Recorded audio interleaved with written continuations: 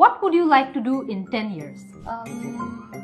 যখনই আমাদেরকে এই প্রশ্নটা করা হয় স্পেশালি আইএলটিএস স্পিকিং টেস্টে আমরা অনেক কনফিউজড হয়ে যাই যে এটা কি উত্তর দিব আমরা। এই যে টাইমটা আমাদের প্রয়োজন হয় চিন্তা করার জন্য, তখন আমরা কিছু ইন্টারেস্টিং ফিলার সেন্টেন্সেস বলে কিন্তু ওই টাইমটা বাই করতে পারি। যেমন দ্যাটস আ গুড কোয়েশ্চেন। আর একটু বড় যদি বলতে চান তাহলে এটাও বলতে পারেন, well I've never thought about it but I suppose. চলেন আবার ট্রাই করে দেখি। What would you like to do in 10 years? That's an interesting question. I'm not sure what the answer is yet, but I suppose I'll go into teaching. এরকম filler sentences কিন্তু আমাদের অনেক সময় মাথায় আসে না বা মনে পড়ে না, এই কারণে আমরা টাইমলি ইউজ করতে পারি না। তবে একটা জিনিস মাথায় রাখতে হবে যে আমরা যাতে অতিরিক্ত ফিলার সেন্টেন্সেস ইউজ না করে ফেলি।